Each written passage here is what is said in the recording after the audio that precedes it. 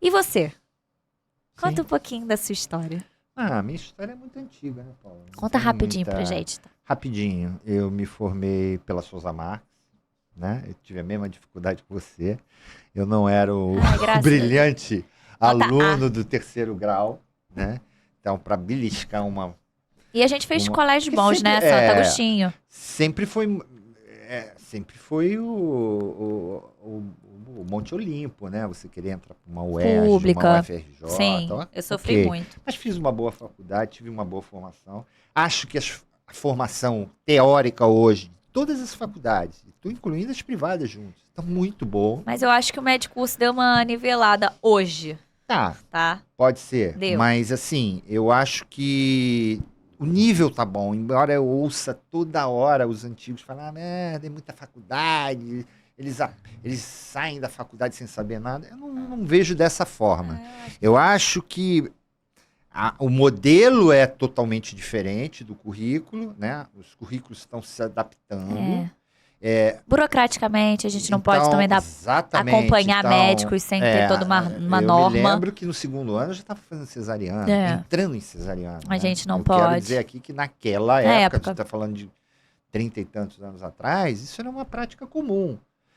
Então a gente já tinha uma vida Prática muito prática, maior. né? Muito mais aguçada, já experimentada, entrando na residência já com algumas qualidades, alguns vícios, né? E naquela época você tinha muitos serviços. Né? Mas Então eu naquela entrei época não dentro da tinha isso aqui. universidade. Não tinha. Então, né? Era BIP. uma câmera celular hoje, filmando uma pessoa, né, da faculdade no segundo ano, Sim. Então, por Não, isso que lógico, hoje isso também tá tudo muito... Mas assim, o que foi muito marcante muito para mim, exposto. primeiro é que eu me lembro bem, né? Como é que foi a escolha da minha especialidade, né? Eu sempre pensava em cardiologia, algo do gênero. E no segundo ano fui dar um plantão no Rocha Faria, na emergência, estava na emergência e ligaram para a emergência dizendo que estava precisando de algum médico, porque tinha uma doutora fazendo uma cesárea, e ela ia fazer a cesárea sozinha. Não tinha, todo mundo tinha faltado no plantão. E o bagrinho, você sabe o que é o bagrinho? É o médico mais... É o inferior, né? Aquele que está entrando. Sobe lá para fazer a cesárea. E eu fui. Era no segundo andar da maternidade, nem me lembro o nome da médica. Eu nunca tinha visto um parto, nunca na minha vida. Estava no segundo ano. Nunca tinha visto um parto e muito menos entrar numa cesárea. Uma cirurgia extremamente suja, né? Porque suja no sentido de... Muito sangue. Sangue, mecônio, era uma urgência. Era uma urgência. Né? Correu tudo bem, nasceu um neném e aquilo me chocou muito. Né? Pô, eu tô amargando como bagrinho no PS, eu vou beliscar um lugar aqui nessa maternidade, porque o que falta de médico era assim, cara.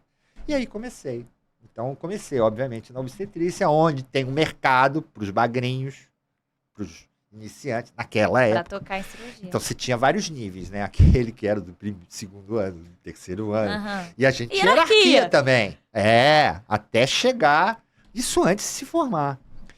E os serviços, aí você vai entrando para hospitais um pouco mais melhorados, né? Vai buscando, vai vendo onde são as referências, sempre fazendo obstetrícia. Terminada a faculdade, fiz a minha residência na universidade, aí fui para o instituto. Foi a minha escolha, embora tenha passado por alguns outros lugares para fazer residência, a minha escolha era o Instituto de Ginecologia. Porque eu vou te dizer, mas eu não passei. eu vou te dizer, eu acho que naquela época era mais simples as coisas, né? E você tinha muitas opções. E eu me lembro que a minha decisão, eu sempre quis, né? O que me despertou ir para a universidade era ser docente. Mas, pô, eu nunca pensei em ser docente. Eu queria ser médico, né? Eu já estava no meio ginecológico, obstétrico, não tinha ideia em fazer carreira docente. E eu estava no instituto, no Moncovo Filho, e entrei numa sala errada. Eu entrei no auditório, né? Na verdade, entrei numa sala... O auditório, ele tinha duas entradas. Na frente, estava trancada, Eu tentei entrar, eu sabia que tinha uma entrada por trás, fui por trás e consegui entrar no auditório. Por que ele estava trancado? Tinha uma defesa de tese. Então tinha uma banca instaurada com 3 professores, tinha o candidato sentado na mesinha e tinha a plateia, a audiência, que era restrita, né? São os convidados do candidato, e eu consegui entrar e fiquei sentado lá em cima. E eu nunca tinha visto uma defesa de tese. Nem sabia o que era aquilo. Né? Eu era interno do hospital. Era o meu internato no hospital. Que era, na época, o internato era... De acordo com o seu CR, você poderia escolher. E eu fiz um internato extramuro, quer dizer, extramuro. Fora do que a minha faculdade oferecia, eu tinha um internato no Instituto de Ginecologia. Eu só fui lá para eles dizerem, ok, eu vou ser o preceptor do seu internato, sim, eu faço tudo que você pode vir aqui, não tem problema nenhum. Eu estava no momento de internato. E eu entrei e vi aquilo. E a banca massacrando o candidato. A tese era meio fraquinha, tá? Não era uma... Eu me lembro que ela era uma... o assunto era TRH. TRH, 30 anos atrás... Tem 39 anos de formado, né? 40 anos atrás, TRH está engatinhando, né? Mas era um assunto, e o próprio instituto, os professores, não eram muito afãs da TRH. Né? Eram muito críticos à TRH. Então, estavam massacrando o candidato. E aquilo... E era pergunta, resposta, era réplica, tréplica. E aquilo me chamou tanto a atenção. Eu falei, pô, isso é muito legal. Né? Legal a dinâmica desse negócio. Aí saí dali e fui me informar o que estava acontecendo. Aí me disseram, isso era uma defesa de tese. Acho que era doutorado. Não me lembro se era doutorado ou mestrado. Eu acho que era mestrado porque era só 3 professores. Normalmente, doutorado, vocês são 5 professores e o candidato. E de mestrado, geralmente, são 3 professores na banca. Né? Tem o orientador fora e o candidato. Acho que era mestrado. E aí aquilo me despertou um desejo de fazer aquilo. E para fazer aquilo, quem faz aquilo quer ser professor. Pô. Não existe. Eu falo para os meus residentes, não faça mestrado nem doutorado se você não quer ser professor. Porque não tem sentido. Pode fazer um mestrado profissionalizante, ok, legal. E não é demérito. Você pode ser um professor sem ter mestrado e doutorado. Não há problema nenhum se você gosta de transmitir.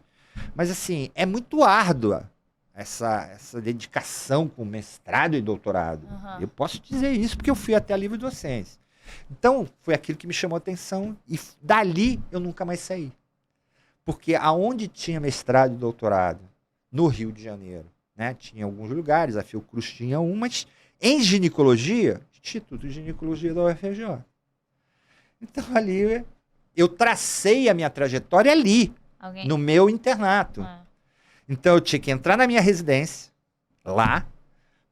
Você entende? O meu planejamento era a longo prazo. Hoje, o meu foi aonde eu passei. Não, tudo bem.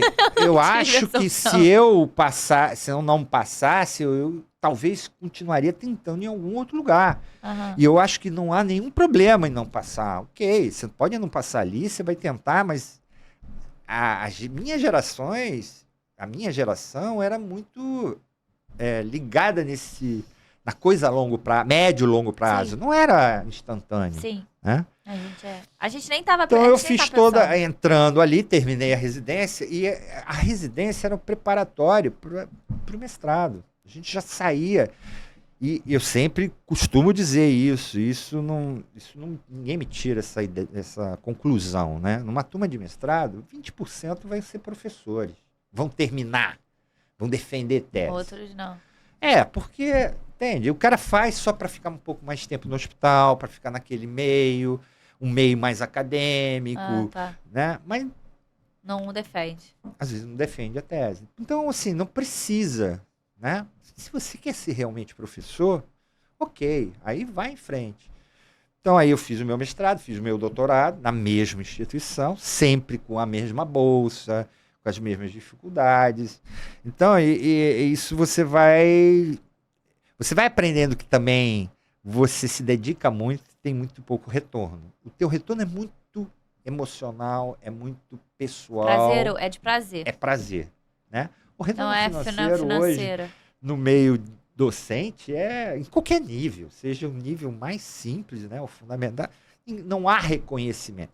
Na verdade, há reconhecimento, mas não há Pessoal, não é um retorno não é um financeiro, reconhecimento né? financeiro. Bom, Isso é isso aí é claro clássico, no ninguém vai Brasil. discutir. E eu não me arrependo absolutamente de nada. Fiz toda a minha formação ali, fiz depois a minha livre docência, que hoje é o pós-doc.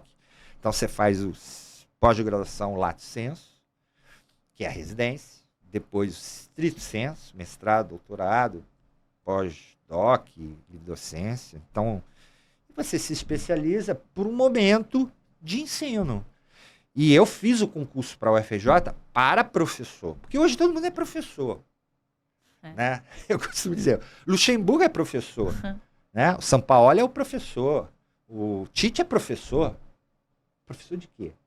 Técnico de futebol? Todo mundo, né? Mas assim, um concurso para docência, um concurso federal, uma banca de 5 professores, instituída, tal, era muito puxado, né? Você tinha que entrar com muita... Você entrava em concursos que você sabia que você não ia passar para treinamento. Isso é clássico. Então, todo ano abria concurso, então o chefe falava assim, esse concurso não é seu. Entra para você Só aprender. aprender como é que é. Então você entrava tranquilo, né? Porque você sabe o porquê que não é seu. Porque, na verdade, você está começando, tem pouco título, né? Então, eu vou ser professor. Se eu tenho só mestrado e eu estou concorrendo com um cara que tem mestrado, doutorado, as minhas chances são muito pequenas. Sim. Tá? Porque na prova de título ele ganha. Sim. E a diferença é muito grande. Mesmo que eu seja um excelente professor, uma aula magnífica. Você está disputando eu e Gisele Bündchen para entrar numa passarela. Então, quem vai escolher? A Gisele Bündchen. Então, a gente fazia um treinamento prévio. Eu entrei em 2 concursos para professor, sabendo que não ia, mas aprendendo como é que seria o meu terceiro para ser professor. Quando eu entrei para ganhar. Não era para perder aquela vaga, né? E aquilo era uma vaga, aquilo era para assumir um cargo público federal. Então tinha uma importância muito grande. Essas importâncias hoje acabaram. Eu quero saber como é que você vê essas importâncias hoje em dia. Não, eu não vejo assim. Qual é o grande problema? Hoje, as universidades não têm como ter reposição dos seus quadros de professor. Esse é o grande problema. Porque por pagar muito pouco não tem atração. Né? Então, aquele cara muito bem qualificado, às vezes até titulado, com mestrado, doutorado, ele não entra porque... Ele entra pelo outro... Ele vai entrar no concurso para médico ou para outra... Que paga mais. Que paga mais, paga o dobro, enfim. Então, ele não há o interesse. Então, isso vai se perdendo. Isso está cada vez mais evidente, marcante, e a universidade vai pagar um preço. Isso vai vir, o preço vai ser alto lá na frente, eu não sei. E plantão em vida privada, como é que foi quando você saiu da residência? Olha, posso dizer, eu dei muito plantão em obstetrícia, muito. Mas foi uma transição tranquila. Mas você lembra quanto tempo? Esse muito foi porque eu já desde antes já dava plantão. Então, eu nunca dei 3 plantões por semana. Era sempre um plantão de 24. Era o suficiente. O financeiro, né? Era o suficiente. Depois de formado e na residência, fiquei mantendo mais um pouco de tempo também. Mas já estava muito... A quantidade de plantões dados já... Mas o valor, né, da vida antigamente era diferente do que é hoje, né? Também. As dificuldades são mais ou menos as mesmas, tá, Paula? Eu só acho que, assim, eu tive muita referência, que eu acho que hoje não tem. A garotada nova não tem grandes referências. Referências, assim, para se copiar, para se inspirar, né? Principalmente no mundo de empreendedorismo, montar o consultório, porque era uma tônica isso. o médico tinha um plantão ou um cargo público e tinha o seu consultório. Claro. Isso era... Era a chave. E você... Aí, a grande sacada, ou a grande ideia era você conjugar as duas coisas, porque aqui te mantinha atualizado e você mantinha o consultório que te dava uma renda. receita e te dava renda, né? Você podia pesar um pouquinho mais num, pesar mais no outro, mas dificilmente, se você fosse um cara só de consultório, você ia ter algumas limitações. As suas atualizações só seriam nos congressos, né? Então, quando você está dentro do hospital, você está sempre se atualizando, você está se aprimorando, você está se aumentando as suas experiências. Sim. Então, isso, se você puder conjugar as duas coisas, é o interessante. Isso é o que a gente tentava fazer, né? Sim. Então, tendo um emprego público de peso, e geralmente os empregos, eles eram o farol, a referência era o chefe do serviço, né? Onde você se identificava, eu quero esse serviço, eu quero aquele. Os serviços, quando eu falo serviço, né? Serviço dos servidores, de Ipanema. Você conhecia uma figura. Você conhecia aquela figura, tá? Que ia ter o seu substituto e um passava o bastão para o outro. Aquilo tinha um peso muito grande. Cada serviço tinha os seus protocolos, as suas experiências. Os congressos, você tinha embates do serviço. Hoje não existe mais nada disso. Você vai num congresso, o cara fica te falando coisa da América. Tudo bem, tá ok, aquilo é evidência, você reproduz aqui. Não tem mais ninguém falando como eu quero que o meu serviço se comporte. Tá? Isso seria o ideal, você usar essa ferramenta, que é a evidência científica, e ter o serviço. Mas isso não tem mais volta. Você não tem mais concurso. Todo o conteúdo, né, para aquilo. Exatamente. Então, eu vivi muito isso. Eu ia para os congressos com muito prazer de ir, porque eu ia encontrar o cara da 28, eu ia encontrar... Você entendeu? O cara dos servidores. Eu sabia quem era o chefe dos servidores, eu era o residente do instituto, eu sabia quem era o residente do outro serviço. E o posicionamento que eles tinham em relação a uma alforectomia aos 50 anos ou não. Uma esterectomia subtotal, uma total. Né? A gente aqui, você vai levantar um monte de artigo para dizer o que é melhor. Pô, ali era discutido. E o cara tinha um serviço muito notório aqui no Rio de Janeiro, onde todas as esterectomias eram subtotais. E ele defendia isso, entendeu? Mas ele era um cara que tinha notoriedade, autoridade dentro do mundo médico, de ginecologista, e os chefes se respeitavam. Isso acabou um pouco, essa coisa era muito poética, isso era muito gostoso. Isso acabou, então hoje você não sabe, né? A gente vê isso em cirurgia, eu era obrigado a fazer do jeito que os chefes mandavam fazer. Eu posso ter uma maneira um pouco diferente, ok. Mas, pô, o cara falou que é assim.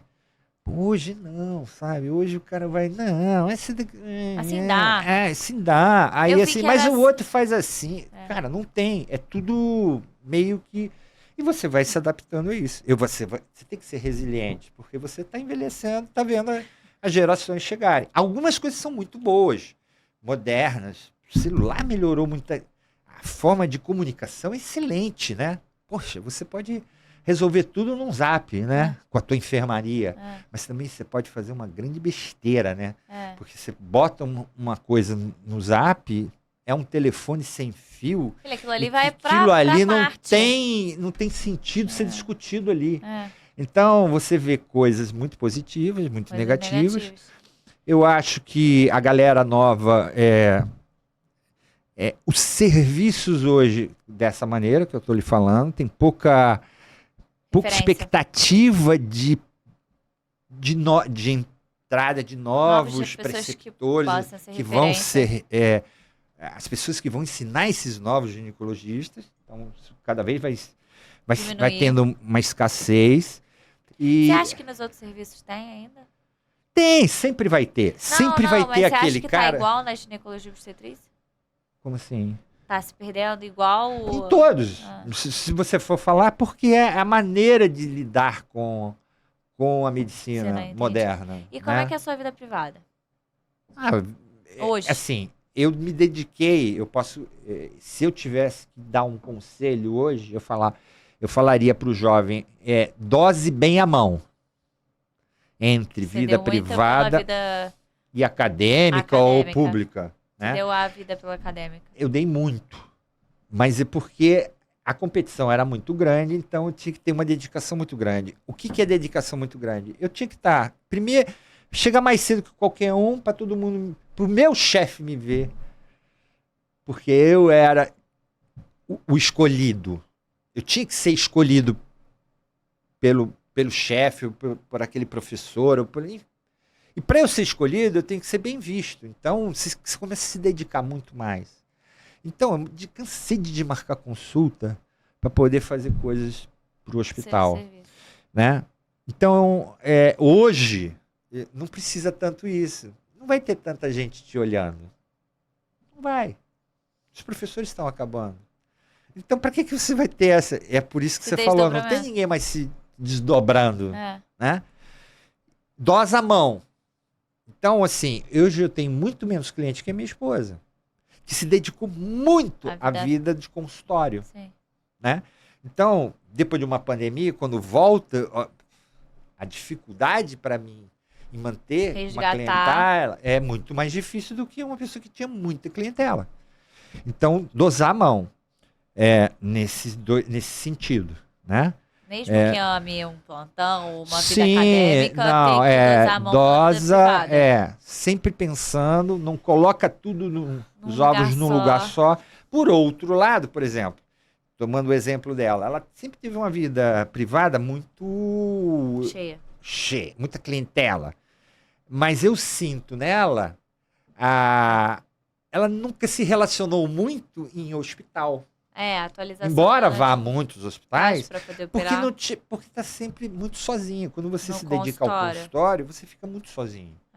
Você pode ter uma rede de médicos trabalhando com você, mas você fica muito sozinho. Quando você está no hospital, o cara do outro hospital te conhece, aquele outro te conhece, você começa a ser conhecido. A tua atualização vira em torno de um congresso apenas. Então, exatamente. Ou um estudo próprio. Por isso que você tem que dosar, né? Um pouquinho de lá, um pouquinho de cá. Agora, o que te dá receita, obviamente, eu não vejo a curto e médio prazo nenhuma volta nesse sentido. É um mundo privado, onde você define o quanto custa a sua hora médica. Porque a minha pode custar um valor, a sua um valor, a do outro um valor. Não importa. Esse é o principal. Isso é o que comanda tudo. Então... Quanto vale sua hora médica? Nunca abandonar essa atividade. Essa hora médica? Existem várias maneiras, né? Hoje você vai na internet, tem várias maneiras de se calcular, né? Eu não tenho uma maneira... eu já estou muito velho, não tenho essa preocupação. Mas quando você começou, era não sei quanto vale uma televisão. Eu tinha que ter uma métrica. E eu não tinha. Hoje você vai na internet... Pergunta pro chat GPT. Hoje a inteligência artificial te diz quanto. Mas assim, não tinha onde recorrer. Eu não tenho. Como é que eu vou aprender imposto de renda de médico? Meus pais não eram médicos. Então eu aprendi na marra. Hoje você entra no YouTube e aprende sobre. Você faz a sua. Né? Você pode aprender milhões, está muito aberto, né? O mundo abriu muito. Então. Isso é uma coisa muito positiva. Eu acho que não voltaria, assim, não me arrependo absolutamente de nada. Faria algumas coisas um pouco diferentes. Por isso que você tem inveja de mim. Por isso que eu tenho inveja de você. No bom sentido. Porque eu gostaria de ser você ontem. Porque talvez, se eu fosse o Timothy, como é que é o nome? Benjamin Button. Né? Eu já ia ter aquela sacada, entendeu? Pô, não vou por aqui. Não, já vou por aqui. Porque aqui... Mas isso é a mesma coisa que ter um segundo filho. Não, mais ou menos. E olha só, não é fazer curto-circuito, tá? Não adianta. Não é fazer... não é trapaça, não é... Não. É ter a certeza de que você está fazendo boas escolhas. A gente não consegue ter essa certeza porque a gente não tem aprendizado para fazer a escolha.